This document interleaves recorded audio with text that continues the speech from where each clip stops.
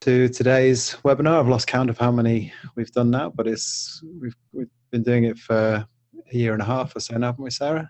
Yeah, that's right. Yeah.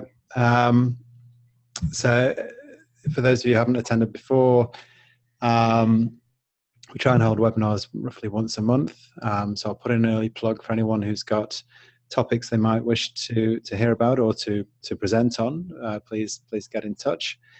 In terms of the running of the webinar, you can see we've got a Q&A button at the bottom and a chat button as well. So if you've got any questions as Steve's talking or at the end, just type them in there and I'll relay those questions to Steve. Just a couple of quick things before we start, and I'll remind it at the end as well. Our conference, so the Health Services Research Association conference, is in November, beginning of November this year in the Gold Coast, and the abstracts are open now. I think we've got till June. The abstracts are open and you've got till June, and call for organised sessions is open and that closes 7th of April. So yeah, for the organised, so symposium 7th of April, but for the individual abstracts beginning of June. So please consider putting an abstract for the conference. The only other bit of news is we're conducting a survey on the state of health services research in Australia and New Zealand, and that survey is still open until April the 7th. So if you haven't had a chance to complete that survey, please take a look, and Sarah will send details through after the webinar today. So that's the housekeeping. So now I'd like to introduce Steve Beech. So Steve's probably one of the best known health economists in the world. He's been in McMasters for some time, but he started off in the University of Sheffield, but has visiting positions, as you can see here, at the University of Manchester, but also University of Cape Town and University of Technology Sydney. So he gets to see a fair amount of the nice places in the world on a regular basis. He's particularly well known for his work on resource allocation and consideration of opportunity costs, but that's a topic for another day. Today, Steve's going to talk about another area of his expertise, which is healthcare planning, in particular workforce planning. So I'll hand over to Steve. Thanks, Steve. Great, thank you, John. Well, welcome everybody. This is the first time I've done something like this, so we'll see how it goes. The title is Needs Must, Changing the Focus of Workforce Planning Models. And the sort of interesting thing is that all the years we've been doing health workforce planning, the one thing we've never used as part of that is the needs of the population.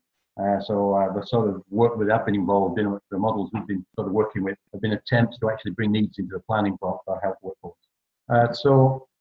And I think the important thing to recognise at the outset is that providers are just one input in healthcare production function, and that the idea that more doctors, it does not necessarily mean more healthcare per se, because doctors are just one of those inputs. And we've got lots of examples where jurisdictions have thought the answer to the problem of waiting times and waiting lists and things like that was to train more doctors. It's always a popular policy coming up to elections.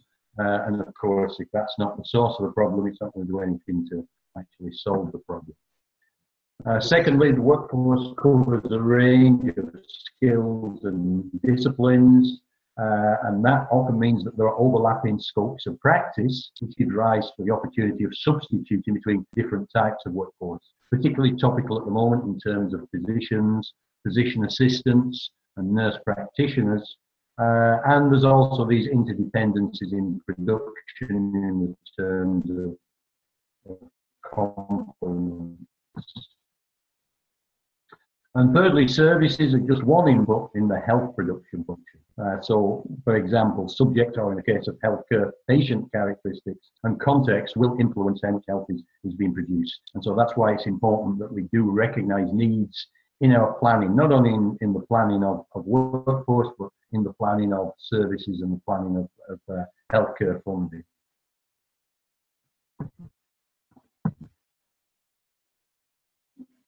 So it's quite interesting that several publicly funded healthcare systems have adopted needs for care, that is, as a system focus. So you can go to the policy statements and goals of the National Health Service in the UK, the Canada Health Act, which is the consolidating piece of legislation covering healthcare in Canada.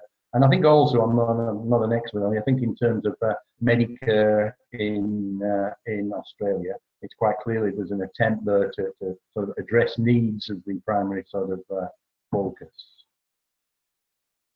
In terms of efficiency, maximising health gains from available resources means prioritising the greatest needs or the expected health gain.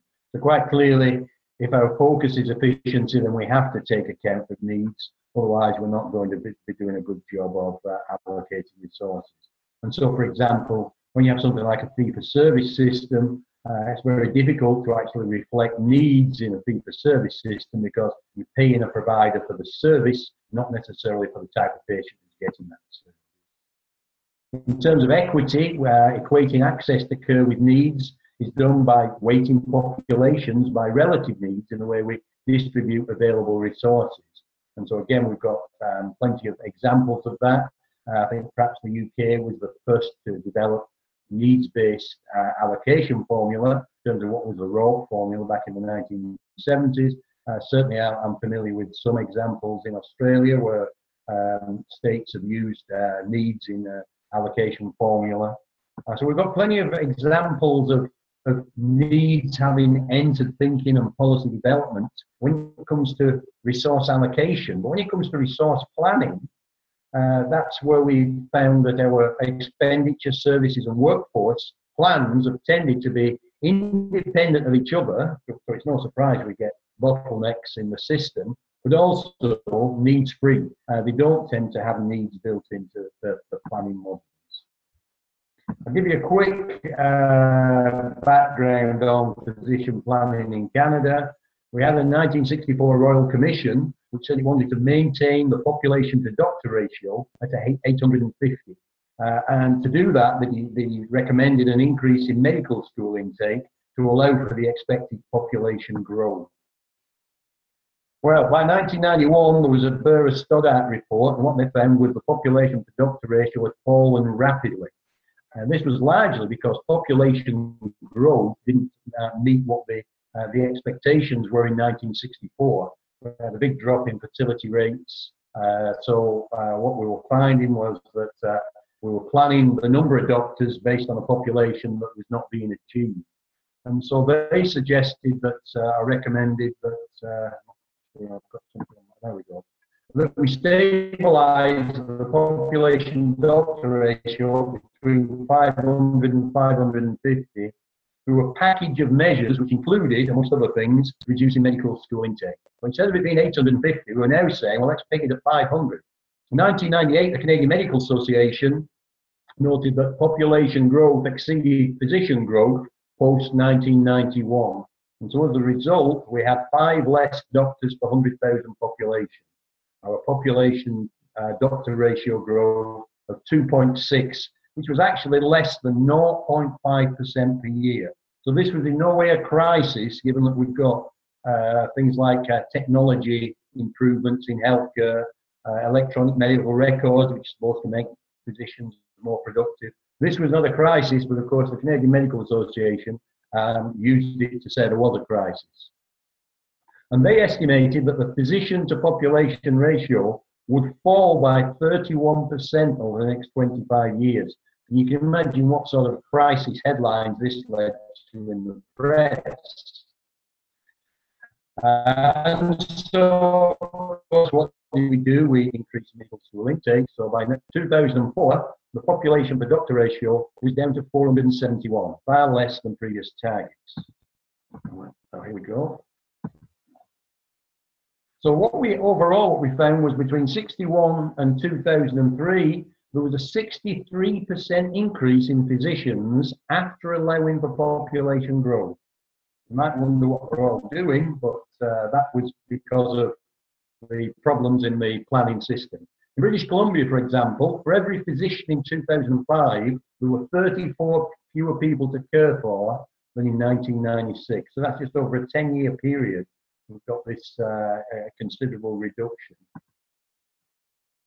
And so what we did was we said, well, let's apply a 1% annual reduction in needs and a 1% annual increase in productivity to these Canadian Medical Association estimates.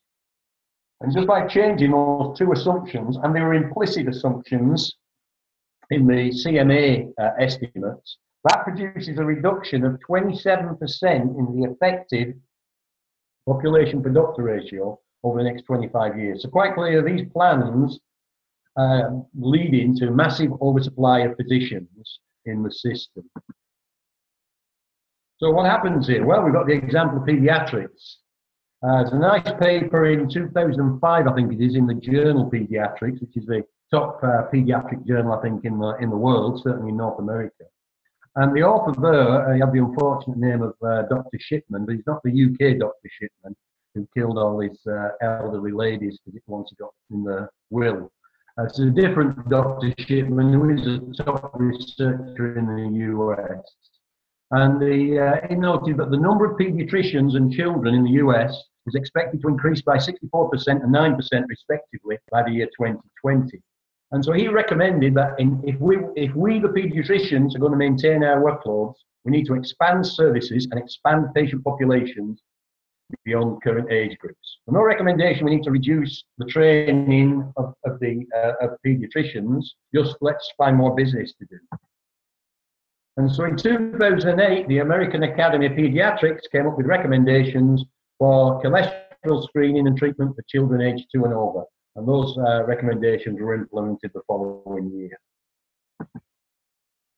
So what about the inevitability of workforce shortages? Well, if we look at the doctor per population percentage increase since 2000, you can see that in the UK, you've got a massive increase, the 42%. That's partly to do with the Tony Blair government, who went out of the way to sort of get the physicians online, have physicians on their side in some of the changes they wanted to implement. Australia, it was 23%. Canada was considerably lower at 9%, and the US at 10%. The brackets are the rates over since 1990. And despite these rapid increases in supply, there is shortage reported in all these countries. So what is the problem? Well, the Commission on the Future of Healthcare in Canada back in 2002 called for integration with system planning. Workforce planning should be aligned with system planning and service planning. It recommended a population needs focus to planning workforce. It called for team-based care, not these professional silos where we plan the number of doctors separately from the number of nurses. And it called for a national perspective, because in Canada, in some ways similar to Australia, we organise these sort of things at the provincial level. The UK Health Committee in 2007, that's a government committee, talked about the disastrous failure of workforce planning. They said it lacks long-term and strategic planning and has poor integration with service and financial planning. So let's have a look at what the actual models used are like. What we've tended to work with for many years in most countries is what we call provider-based planning. So it uses demography, and we'll call that P, which is the size of the population by age and gender, and the level of providers, which is N over P, of the doctors per population, as constant. And that constant can either be the current level of doctors per population, or it can be a target level. Let's say the WHO and the World Bank are always coming out with these sort of targets for doctors per population. So we've got a simple equation there. I don't want you to get all screwed up with the subscripts and the superscripts. What we're saying is the number of doctors we require, N, is equal to the doctor per population ratio we have or had in the last period, times by the size of the population. And we can adjust all that for age and gender. That's what these subscripts and superscripts are about. So don't worry about that. You're just saying number of doctors we want tomorrow, the doctor population ratio we got today, times by the increased population we're expecting for tomorrow. Okay? Or some examples go a little further than that and use what we call utilization-based planning. So this replaces the level of providers by the level of services and provider productivity. So what we're doing is splitting that ratio, the N over P, up into two elements. And you can see this inside the brackets in the lower equation. So we split it up into N over Q and Q over P. So the N over Q is the inverse of productivity. It's doctors for services as opposed to services for doctors. So it's how many doctors do we require to provide 100 units of services of a particular type. And then the Q over P is the services per population. So what we tend to do is, just as we did with the doctor numbers, services per population, we say, well, what are we providing today? And if we use that and multiply it by the increased population, then we'll get the increased number of services we require in the future, and then we can apply that to productivity to get the increased number of doctors. But again, these two elements, we tend to base them on existing levels, constants. Some examples: dentistry. 1978 in the UK, there was a government green paper, and it projected the service use population ratio onto the expected population. Okay, 1978. Now the assumptions, albeit implicit here, were that needs are constant. So it's ignoring the impact of diet, oral hygiene, and fluoride on the need for dental care. Now, at the time, the 1970s, most of you probably won't have been living then, but I was. And what was going on was there was an increase in terms of fluoride, mainly in terms of its inclusion in toothpaste. There was improvements in oral hygiene in terms of toothbrushing and education for school kids about the importance of toothbrushing. And there was a reduction of sugar in the diet throughout the 1970s. So what that meant was needs were actually falling. In terms of the average level of oral health amongst children, it was rapidly increasing. It also assumed that productivity would be constant. Well, in the 1970s, there was considerable increases in technology within primary care dentistry. It used to be that you went to the dentist and there was one chair and one dentist and one secretary to get the bill ready. And then in the 1970s, they introduced multi-chair dentistry, which we're familiar with now, where the dentist actually has about 4 or 5 chairs at one time, and he has hygienists looking after people in each chair, and he pops in at the end just to check if everything's been done okay and to sign the bill. So massive increase in productivity, a massive reduction in needs, and yet we were planning for the same levels of these. So why no excess supply? Well, we introduced what I call mass orthodontics. So essentially now in North America, I don't know what it's like in Australia, but in North America, every child at some point is told by the primary care dentist that they need a referral to go and see the orthodontist because they're going to have bent teeth. And so this is what's happened. What mopped up this excess supply of dentists was the dental profession introducing the notion that every child needed orthodontics. So we're not talking about children with severely malocclused jaws who have always been seen as in need of top-level, top-quality orthodontic care. We're talking about every parent's child being told they need a referral to an orthodontist in order to straighten the teeth. So this is what I would call unplanned for service deepening. You might be more familiar with the term supplier-induced demand here. This orthodontics expansion did not come from a government report saying that the children in the country were suffering because they all had slightly occlused teeth. It didn't come from saying, you know, the armed forces weren't being effective because all the troops had got malocclused teeth. And it certainly wasn't coming from mothers marching on Parliament demanding orthodontics for the children. This came entirely from the dental profession. So it's perpetuating both overutilization and unmet needs.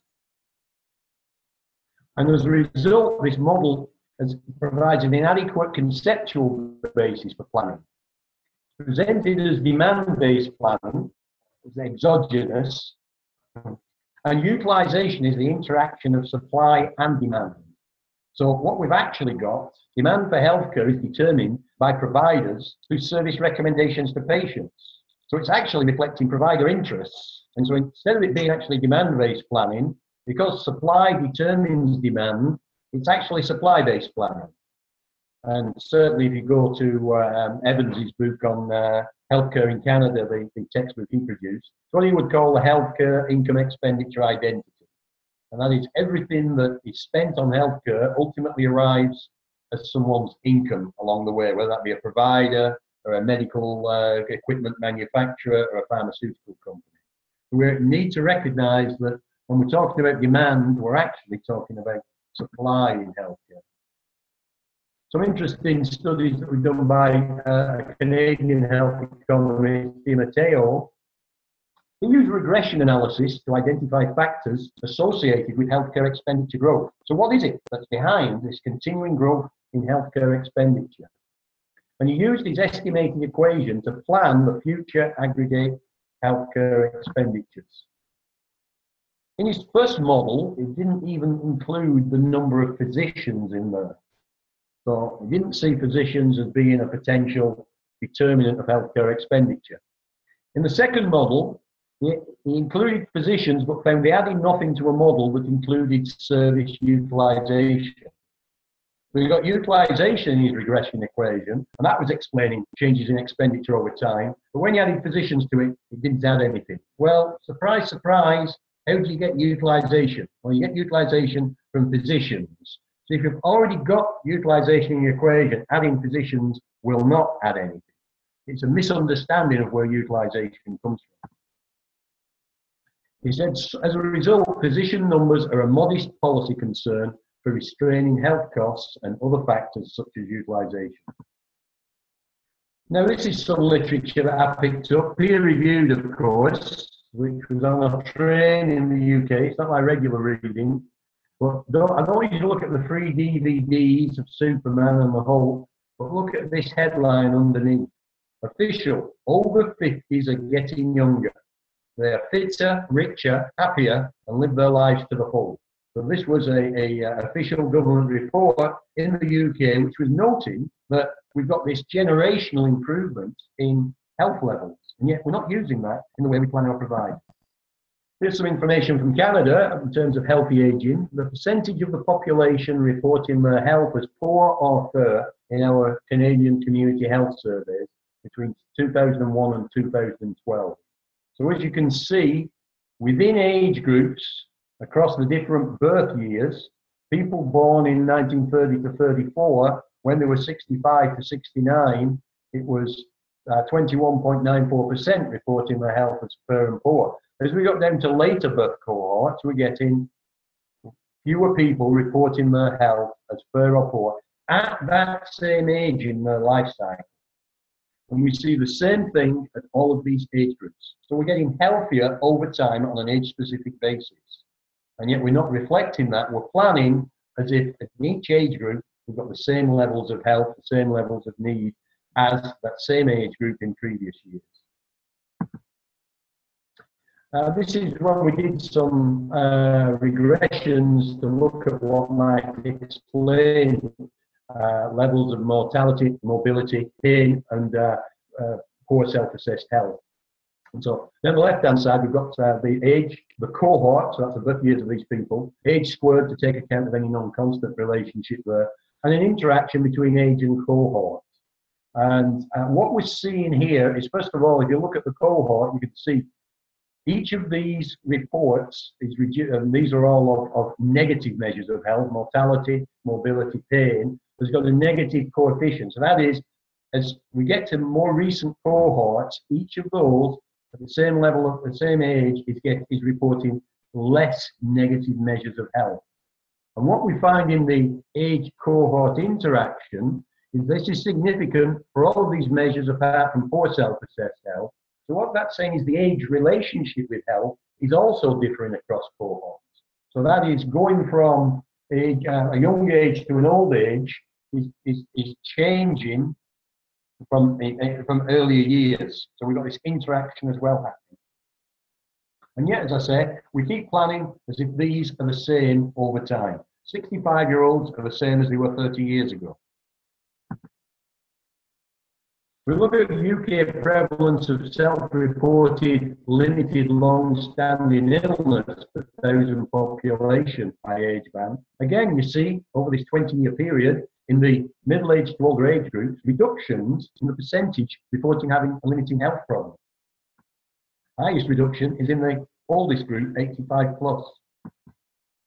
So what we did here was we looked at how this compared with using some services.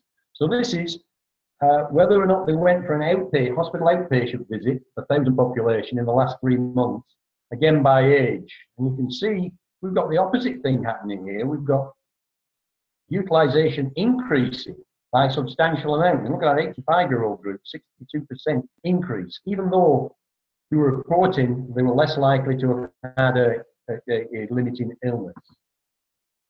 That was for people with the illness, but let's look at people without report, those who weren't reporting the condition as limiting long-standing illness. What you see is the rates of utilisation go up, but they go up far faster or far greater than those who have a health problem, reporting having a health problem. So what's going on here? We've got health levels improving, we've got utilisation going up substantially, and when we split that utilisation up between those with the health problem and those without, the greatest rate of growth is in those without reporting a health problem. These similar sorts of things with GP visits. Those with a problem went up by 2% in the over 85-year-olds. Those without a limiting health problem went up by 20%. So we've got this increase in supply. This increase in supply needs to do something to justify its existence, and so a lot more effort is being put in servicing the people who aren't reporting health problems. This isn't new, and if we go back to the 1960s, the then Minister for Health, who was known more for his later years and his years as the Minister for Health, Enoch Powell, said at the time, progress in medicine does not focus on doing existing things more cheaply and simply, but on discovering complex and difficult things to do that previously could not be done at all. The NHS was a miscalculation of sublime dimensions. And I think what he's actually saying there is that we haven't planned for this coming out. Then why is it? Why is it we didn't know this was going to happen? And it's precisely because we used the wrong planning tools.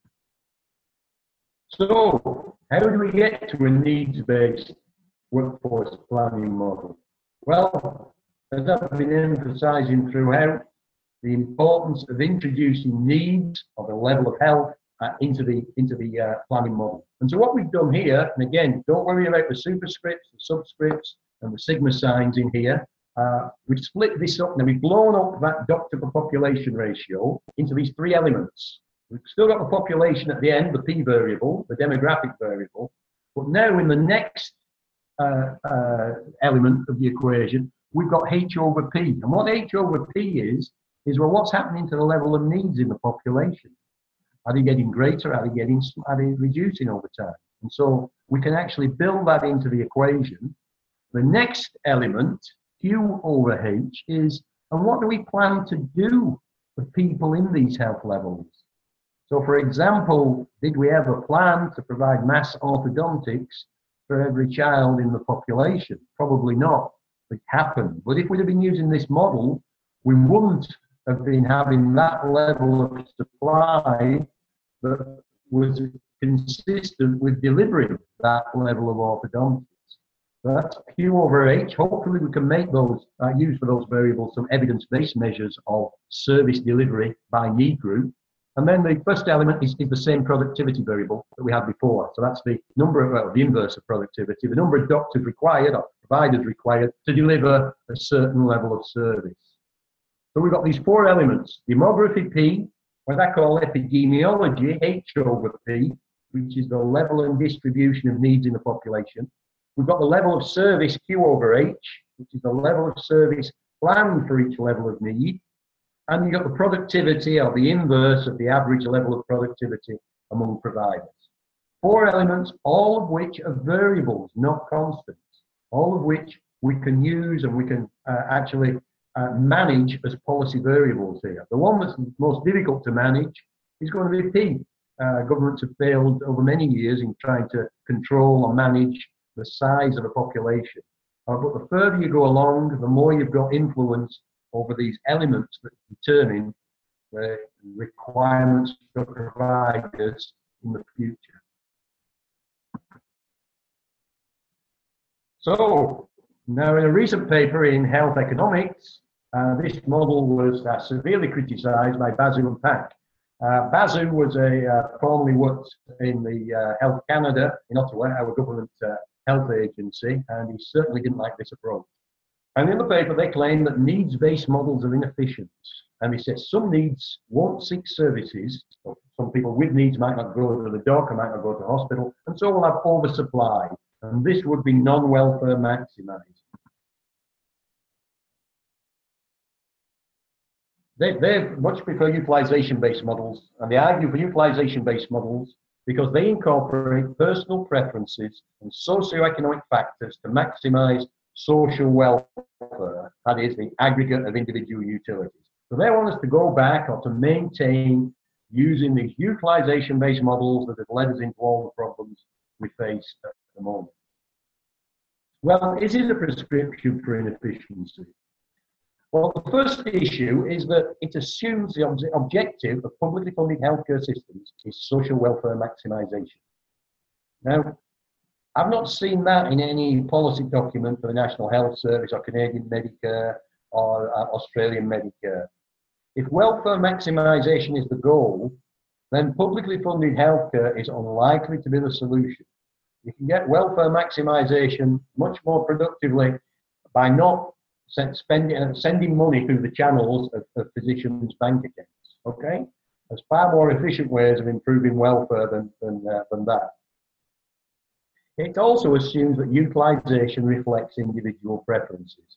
So it ignores market failure in healthcare. It ignores the current externality. It ignores the asymmetry of information, which are the principal reasons for government intervention in healthcare markets. It's assuming the healthcare market is an efficient market and it clears and it reflects patient preferences.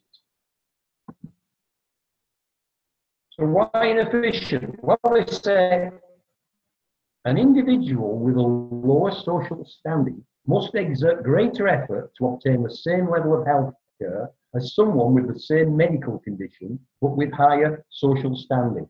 Okay, so it's going to be inefficient for that reason. And they say society may want to compensate for this inequality by setting accessibility levels.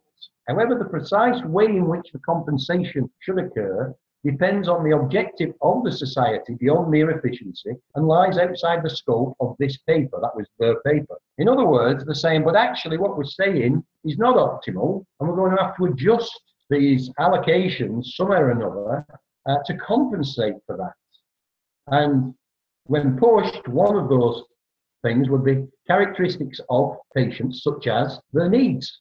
So they made this huge argument for having this utilisation-based approach, recognising that utilisation-based approach is not going to be the solution because government objectives might require there to be adjustments to this, which would lead to adjustments based on, guess what, needs. So we're back to where we started. But it was a nice paper that they got published.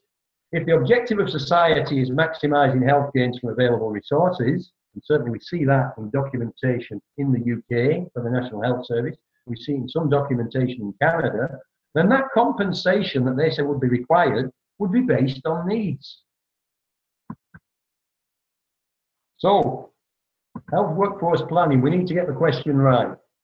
The future of health workforce planning depends on getting the question right. Planning currently is done with no clear, explicit policy question. There is no unambiguous right number of providers, a right way of estimating future provider requirements. That will be determined by the social choices about system objectives, which is what Basu and Pack actually ended up implicitly recognising. The models and the methods that you need to use will depend upon the policy question. For utilisation-based models to be the answer, the question must be, how many providers are required in the future to maintain the current service levels by age and gender using the same models of service delivery? And I can't think of a more ridiculous question to be asking in determining our models for workforce planning. So that's the end of what I've got for the presentation. So I'm happy to engage with your questions or any discussion.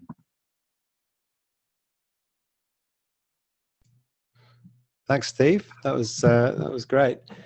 So yes, I'll ask participants if you've got any questions, just to put them in the type them into the Q&A or the chat boxes.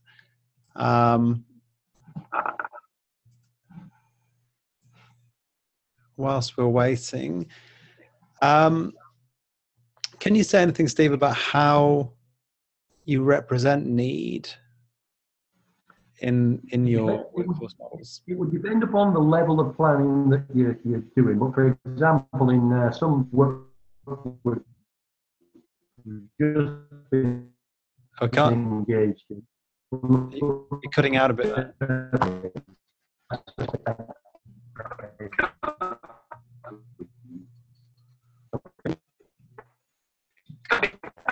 So we didn't quite catch that, Steve. Sorry. Can you hear me? I can hear you now. Yeah. Could you just repeat? Yeah. So if you're doing it at a level of care pathways, for example, so you're thinking of services for, let's say, type 2 diabetes patients. Well, the first thing you need to know. I think your hands might be blocking the mic. Oh, sorry. Is that better? Yeah. So you look at what the expected prevalence of type 2 diabetes is, and also vice versa. And once you've got those sort of patients identified, you're expecting the size of those patient groups to be. You then say, well, what do we like to deliver those different types of based on the best evidence, those sort of levels at the pathway level. If you're looking at the aggregate level, then you could use population health measures. The difference between populations. I mean, when the WHO come out with pockets between countries, and they publish these, and governments use them and say, well, according to the WHO, we need more doctors. Well, that's completely, ridiculous, because they're not looking at needs differ between these two jurisdictions. Building that in brings me up to what we might call a gold standard. We caught a bit of that. You're cutting out a little bit. I'll ask some questions that are coming in. So Caroline Lawrence, who's sitting upstairs from me, says you said level of service should be based on evidence, but this is often lacking. So how do you accommodate this in the needs model? The same way you accommodate any other planning model, but. What we've got to do is not just leave that open. I mean, what's happened in many of our services, and it's happening now in advances, is the professional delivered services in all its and positions. So two of the I know in Australia you've had some great fun with ophthalmologists, productivity improvements as a result of the line, and yet the government continued to pay the same. So we got this massive improvement in incomes, massive improvement in productivity. The point of intervention for a cataract is now much lower than it used to be. So what we can't do is leave those decisions entirely up to professions,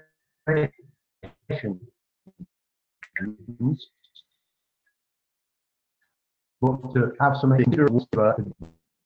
If they're not based on evidence, then anything that's explicit But let's not just leave them to the professional groups, because implicitly we'll just find out that they just about keep existing and so they find a way to say, because they'll be serving the patient services, so you'll still provide. Sarah? Yeah. Can you mute your mic? I think when I mute mine and you mute yours, I think it's bad. Oh, where is it? If you just mute your mic, yeah, okay. If you just mute All right. your mic, yeah. Okay. I'll mute mine when I've asked the question. So another question from Geraldine McCarrick is, so she's talking about the impact of health literacy as a drive. I'm assuming, in addition to supply-induced demand, the potential for increased health literacy to increase demand or need. And what's your response to that?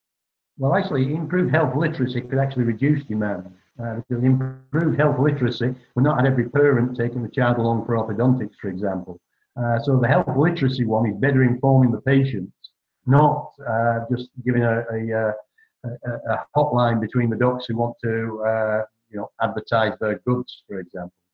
So it's a double-edged sword. But if that health literacy is a good way of acknowledging, recognizing, and reflecting evidence, then that would be an improvement in the system. But at the moment, what you have is another area that's in for massive expansion, because it's very remunerative profession, is the scoping. And some of you will be familiar with scoping. And for example, in the colorectal cancer, the current approach for first-line screening is the stool test, where you screen yourself, in effect, and a sample of your stool, which is sent off and analysed. And those coming out with the will then be referred on to colonoscopy, which is the camera being inserted, shall we say, to give a definitive diagnosis. Well, we've got how many scopers now, and I don't know the situation in Australia, but in North America, that they need more business, and so there's a big push in to send everybody calling up, because that will provide. It's busy. Now, colonoscopies have got substantial, significant side effects. You don't really want to be having one of those unless you need them. Even a good performance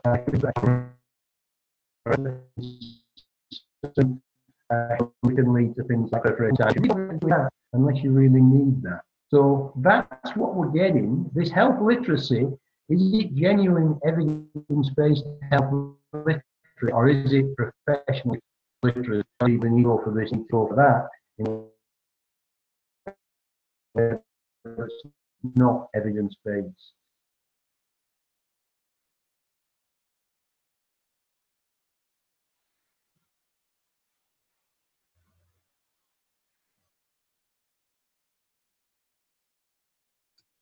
Sorry, are you there, John? All right, yeah. Do you want to mute yours again? Yeah, do you want to mute yours again? Yeah, so this is actually a question about medical education. So saying that there's more focus now in undergraduate medical education on stewardship with respect to resource spending, and we certainly try and do that a little bit here in Adelaide. I'm not sure what impact it has, but what's your view on improvements in education that maybe reduce waste or supplier-induced demand?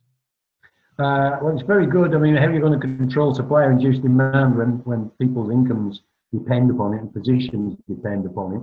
I think it's a natural thing. I think we have similar sorts of systems in health economics. We face the same problems, and in some respects, I think we do have some of those problems, but not quite to the same level. So we're going around telling everybody they need to do economic evaluations because that's what we do. So I don't think you can manage it all by that. I mean, better improved education, which is encouraging them to in terms of things like opportunity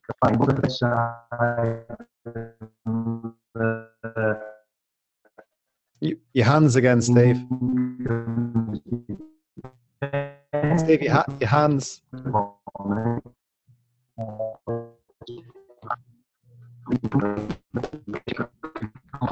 You got your hands again in front of the mic, Steve. Oh, sorry. So Janet Hiller is asking about role substitution. So has this been modelled? I guess what kind of evidence is there to inform role substitution? Well, it's very interesting. There's been quite a bit of evidence on whether, nurse practitioners or physician assistants can deliver care, certain types of care, as effectively as physicians, for example. And then there's just looking at how they are used. What tends to happen is, although they have a reasonable substitute for a physician, that's not how they're used. And it tends to be that they're add-ons, not substitutes. And so what's happening is we're making the system more expensive, although it's saying, well, this is because we've got a more efficient provider. And then sometimes when we're trying to get these used in practice, the payment systems don't support that. So, for example, I just finished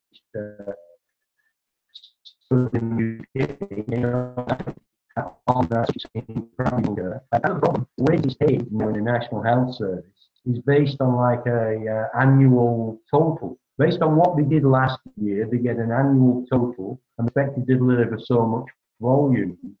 And so bring in a alternate provider like a dental hygienist. The outcome of that is the practice can't do more care because it won't get paid for any more care. It's always on this, it's already on this annual budget of services. So the only outcome of this is that the owner of the practice, the dentist, takes more leisure. So the NHS is not getting the gains from this substitution. The substitution might be efficient. The gains are being captured by the owner of the practice, the principal dentist.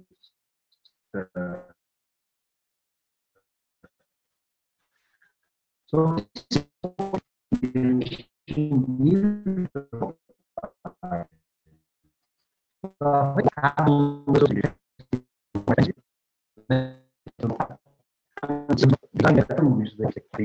happen. And I can't speak for Australia, but certainly in Canada, we've got quite a substantial number of opportunities to work in areas where doctors don't want to work. And so we're not getting, differences in nurse practitioners used.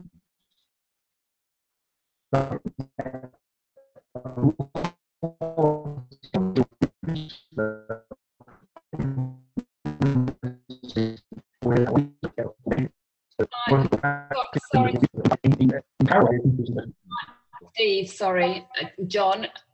Steve, sorry, I can't hear very much of what Steve is saying, and only a couple of other questions, and did suggest that they might email you with those questions. Would you be okay with that? Sarah, what I was going to suggest was, yes, if for some reason we could hear you fine when you were doing the talk, but since we've gone to the questions, it's broken up a bit. So what I was going to suggest is we've got a discussion board on the website.